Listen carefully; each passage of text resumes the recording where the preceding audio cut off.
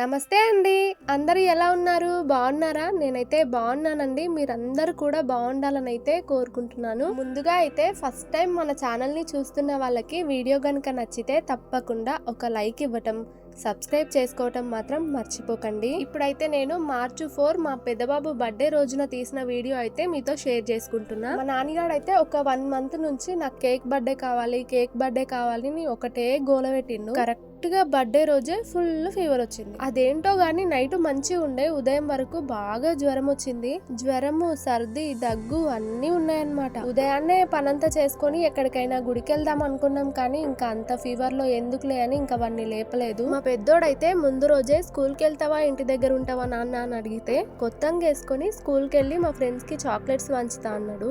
అంటే స్కూల్లో చేర్పించిన తర్వాత ఫస్ట్ బర్త్డే కదా, నేను కూడా పంపిద్దాం అనుకున్నా, కానీ బ్యాడ్ లక్ కొద్దీ ఇలా ఫీవర్ వచ్చింది. కొత్త బట్టలు కూడా తీసుకురాలేదు. ఈవినింగ్ టైంలో అయితే బర్త్డే జరుపుతాం కదా, ఇంకా అంతలోపు అయితే నాగర్ కర్నూలుకి వెళ్ళి బట్టలు అయితే తీసుకురావాలి. అమ్మ ఉంది కాబట్టి పిల్లలతో అయితే అమ్మ ఉంటది, ఇంకా నేను మా వారిద్దరం అయితే వెళ్ళి తీసుకొస్తాం. ఇంట్లో అయితే టానిక్స్ ఉన్నవి వేద్దామని ముఖం అయితే కడిగిపించిన, అయితే పాలు తాగి టానిక్స్ వేసుకోమంటే పాలు వద్దంట, అందుకే ఇంకా కొంచెం టీ అయితే పెట్టించిన. ఫీవర్ ఉన్న టైంలో ఎందుకో టీ తాగితేనే మనసుకు ప్రశాంతంగా అనిపిస్తుంది. వాడికి జ్వరం కనుక వచ్చింది అనుకోండి, ఒక 1 వీక్ వరకు ఖచ్చితంగా పడుకొనే ఉంటాడు. ఇంకా ఉండేదే బక్కగా అంటే ఇంకా బక్కగా అయిపోతాడు, చాలా డల్ అయిపోతాడు అనమాట. నార్మల్ టైంలోనేమో ఒకటే క్వశ్చన్స్ అడిగి మమ్మల్ని విసిగిస్తుంటాడు. అదే ఫీవర్ టైంలో మేము ఎంత పిలిచినా సరే అసలు పలకడు, మాకు సమాధానం ఇవ్వడు, డల్ గా కూర్చొనే ఉంటాడు. మా వాడిలో ఉన్న ఒక గుడ్ హ్యాబిట్ ఏంటంటే, మా వాడు అసలు మందులు వేసుకోవటానికి ఏడవడు. వాడే ఇంకా నాకు గుర్తు చేస్తాడు, అమ్మ మందులయ్యని.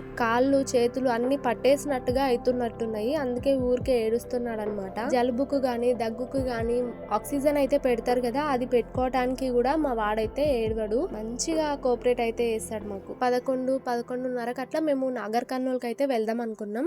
మా వాడిని అయితే కాసేపు మా ఆయనకి ఇచ్చేసి ఇంకా ఇల్లు అయితే ఊడ్చేస్తున్నాను. వాడు పడుకుంటా అని ఒకటే ఏడుస్తున్నాడు అనమాట. పిల్లలకి గనక ఫీవర్ వచ్చిందంటే మనం ప్రశాంతంగా ఉండలేం అసలు. వాళ్ళు ఏడ్చినా సరే మనకు భయం అవుతుంటది, ఎందుకంటే వాళ్ళకు ఏమైతుంది అని చెప్పటం తెలియదు కదా. జ్వరము, సర్ది, దగ్గుతో పాటు కడుపు నొస్తుంది అని ఏడుస్తున్నమాట.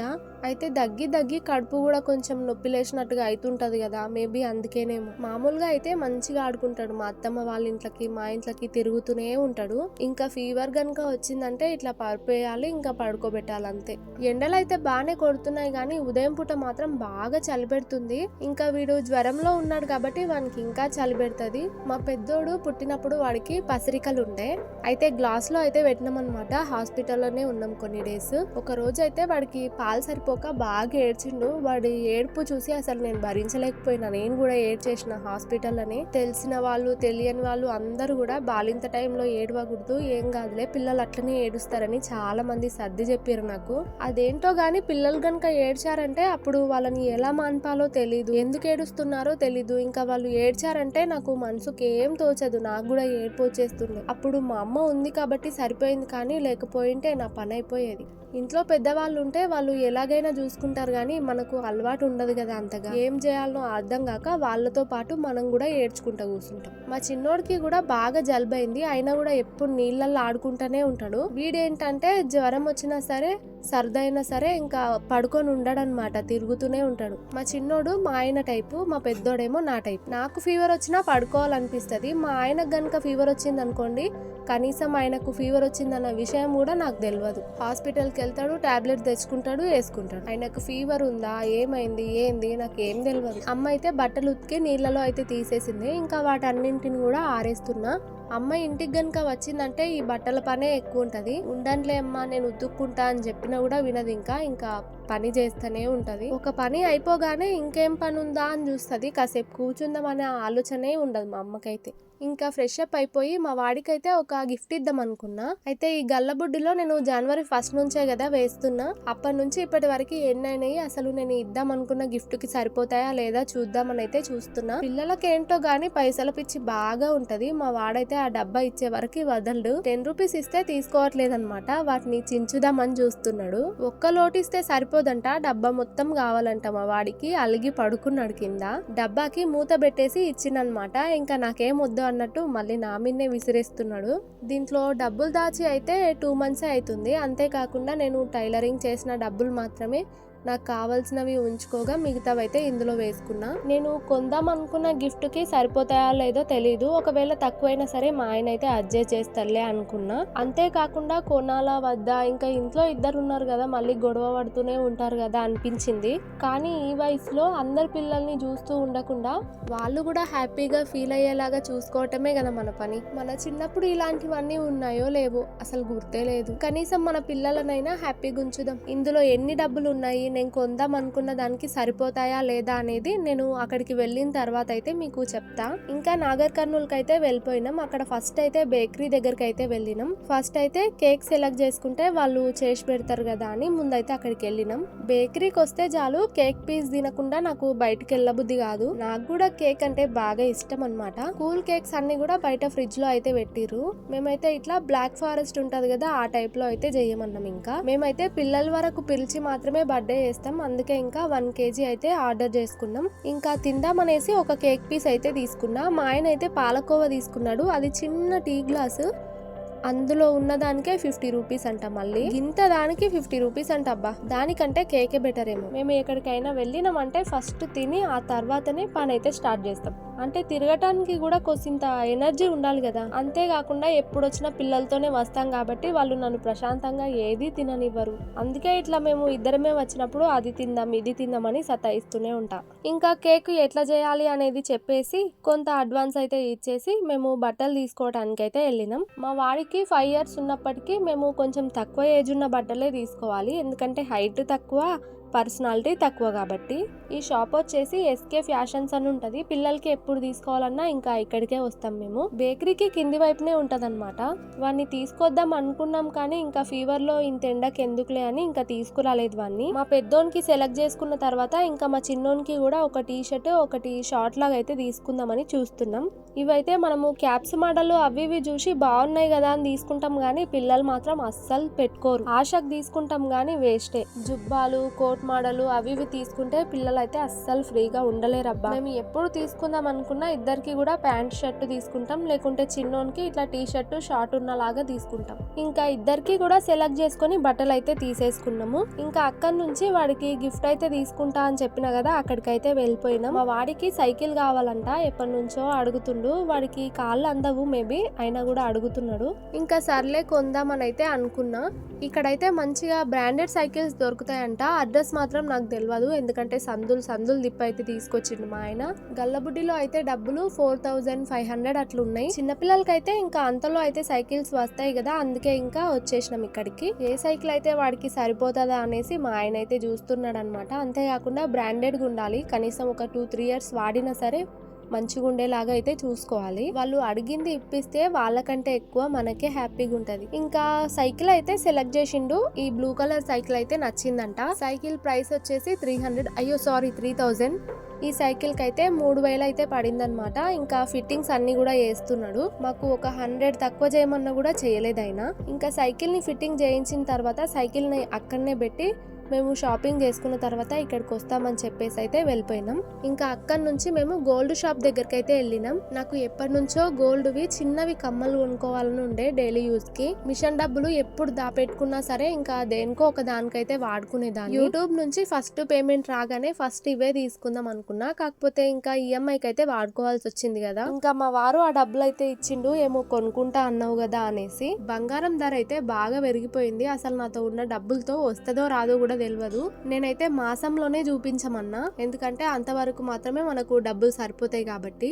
నా మ్యారేజ్ అయినప్పుడు 4500 ఉండే మాసానికి, ఇప్పుడేమో 8000 పైన ఉంది. ఇక ముందు ముందు మనం బంగారం కొనడం అనేది చాలా కష్టం, ఇంకా దాన్ని మర్చిపోవడం బెటర్. చాలా మంది ఏమంటారంటే డబ్బులు జమ చేసుకోవాలి, రేట్ తగ్గిన తర్వాత తీసుకోవాలి అని. కానీ రేట్ తగ్గుతుందన్న నమ్మకం ఉందా? 5 సంవత్సరాలలో 45,000 పెరిగింది. ఇంకా ముందు ముందు ఎంత పెరుగుతుందో తెలియదు. ఇప్పుడు తీసుకునే వస్తువుకు మనం పెట్టే డబ్బులు ఇంకొన్ని డేస్ దాటితే డబల్ పెట్టాల్సి వస్తుంది. అందుకే ఇంకా వచ్చిన దాంట్లో ఏదో చిన్నగా అయినా సరే తీసుకుందామని అయితే పోయి తీసుకున్నాం.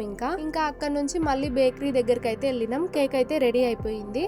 ఇంకా మా వాడి పేరైతే రాయించి కావాల్సినవి బెలూన్స్ గానీ అలాంటివి అయితే తీసుకొని వెళ్ళాలి. ఇంకా సపరేట్ గా బెలూన్స్ అవి ఇవి తీసుకునే కంటే డెకరేషన్ ది ఒకటి సెట్ ఉంటది కదా, అది బెటర్ గా అనిపించింది. ఇంకా అదొకటి అయితే తీసుకున్నాం. 200 అయితే చెప్పిండు. మా వాడి నిక్ నేమ్ వచ్చేసి నాని గాని అసలు పేరు వచ్చేసి వేదాంశ్. ఇంకా కేక్ పైన పేరైతే రాయించుకొని ప్యాక్ అయితే చేయించుకొని ఇంటికైతే బయలుదేరినాం.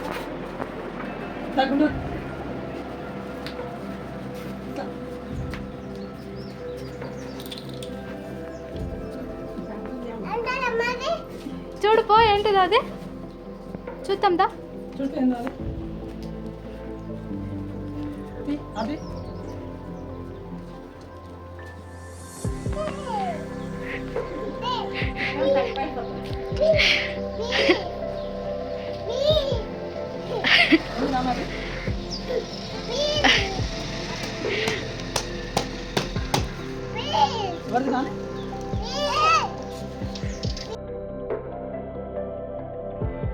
మా పెద్దోడి కంటే కూడా మా చిన్నోడే బాగా హుషారుగా ఫీల్ అయిండు.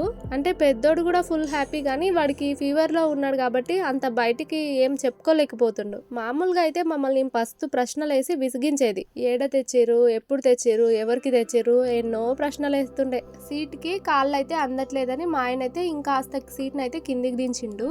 ఇంకా ఇద్దరు కూడా కాసేపు ఆడుకున్నారనమాట. ఇంకా ఈ సైకిల్ వల్ల వీళ్ళిద్దరు ఎంత గొడవ పడాలనో అమ్మంటుంది. ఇంకా ఈ సైకిల్ ని చూసింది కదా, ఫీవర్ తక్కువైపోతుందిలే అని.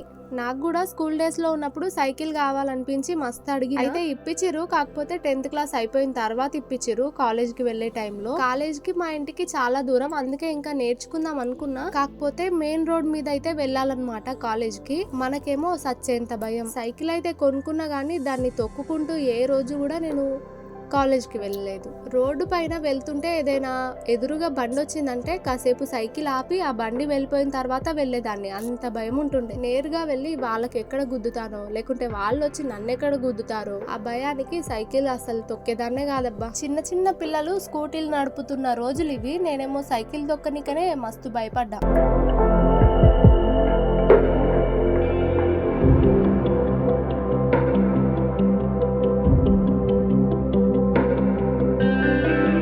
ఇంకా వాడు హ్యాపీ కాబట్టి నేను హ్యాపీ. నేను ఇంతకీ ఏ కమ్మలు తీసుకున్నానో చూపించలేదు కదా, ఇవే అన్నమాట. ఇంత చిన్న వాటికి 10,300 అయితే అయ్యింది. నాకు అసలు మనసు ఒప్పలేదు తీసుకోవటానికి. చూడనికి గింతంత ఉన్నాయి, వీటికి ఇన్ని డబ్బులు పెట్టాలన్నా అనిపించింది. డైలీ యూస్ కి నేను నార్మల్ వి కొన్న కమ్మలు అయితే పెట్టుకుంటా. అయితే ఊకే వెనకాల సైడ్ రబ్బర్ ఊసిపోవడం, లేకపోతే ఒక కమ్మ పోవడం ఇట్లా అవుతుంది. అందుకే ఇంకా నాకు గోల్డ్ అయితే తీసుకోవాలనిపించి ఇట్లయితే తీసుకున్నా. నా డబ్బులతో నాకు ఒక వస్తువు తీసుకోవటం నాకైతే అసలు చెప్పలేని ఆనందం అబ్బా. చాలా చాలా హ్యాపీగా ఉంది. గోల్డ్ రింగు పెట్టుకోవాలి అన్న ఆశలు తీరుతాయో లేదో కానీ వెండివైతే పెట్టుకోవచ్చు. ఈ రింగుకైనా సరే గింతుంది, కాకపోతే ఈ రింగుకు 400. ఇంకా నైట్ కి ఇంట్లోనే చిన్నగా డెకరేషన్ లాగా అయితే చేసుకున్నాం. ఇంట్లో కాకుండా బయట చేసుంటే బాగుండేది. ఇంట్లో ఇరుగ్గా ఉంటది కదా, బయట అయితే మంచిగా ఫ్రీగా ఉంటుండే. కాకపోతే మొలలు కొట్టడానికి రాదు, ఈ దుప్పటి ఇవన్నీ మంచిగా సెట్ చేయడానికి అయితే రాదు.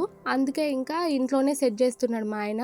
బర్త్డేకి చెప్పి రాపోమని, పిల్లల్ని పిలుసుకురాపోమని నాకే చెప్పిండు. అయితే ఈ రోజే మా ఊర్లో సర్కస్ ఉందన్నమాట. ఇంకా పిల్లలందరూ కూడా సర్కస్ దగ్గరికి వెళ్ళిపోయారు. ఇంకా ఇండ్లలోకి పోతే నాకు ఒక్క మనిషి కూడా కనిపించలే. కనిపించిన వాళ్ళకి మాత్రం చెప్పేసి వచ్చిన. ఇంకా మా ఆయన మళ్ళీ తిరగక తప్పేలా లేదు.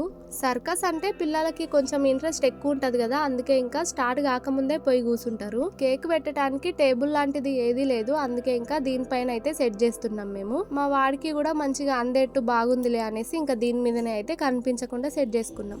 ఇంకా ఏదో పెద్దగా చేయకపోయినా ఇంట్లోనే నార్మల్ గా చేద్దాం అనేసి ఇట్లా అయితే డెకరేషన్ చేసుకున్నాం. ఇంకా సింపుల్ గా ఇలా అయితే డెకరేషన్ స్టార్ట్ చేసుకున్న తర్వాత పిల్లలందరూ కూడా వచ్చిన తర్వాత అయితే మేము బర్త్డే అయితే స్టార్ట్ చేసినాం. మా చిన్నోడు అయితే అసలు చాక్ ఇవ్వట్లేదు, మా పెద్దోడిని కట్ చేయనియట్లేదు. ఇద్దరు కలిసి కట్ చేయండి రా అని చెప్పినాం. ఇంకా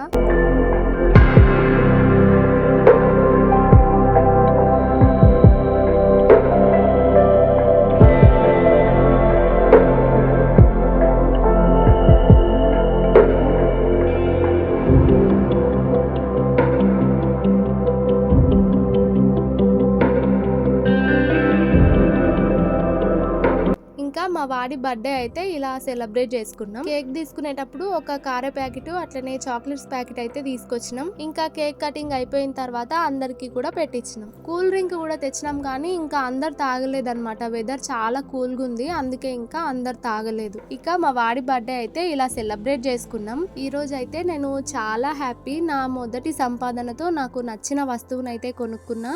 నిజంగా ఇది నాకు జీవితంలోనే నా మొదటి సంపాదన. మీ సహకారంతో నేను ఇంకా ముందుకెళ్లాలని, మంచి మంచి వీడియోలు చేస్తూ మీ ఆదరణ పొందాలని, మంత్లీ శాలరీ అందుకునే రోజు కూడా రావాలని 1000 కళ్ళతో ఎదురు చూస్తున్నా. అలాంటి రోజు వస్తుందో లేదో తెలీదు, కానీ మీ సపోర్ట్ ఉంటే మాత్రం తప్పకుండా అలాంటి రోజు వస్తుందండి. మరొకటి, ఇప్పటి వరకు నాకు సపోర్ట్ చేసిన ప్రతి ఒక్కరికి కూడా థ్యాంక్ యూ సో మచ్ అండి. ఇక ఉంటానండి, బాయ్.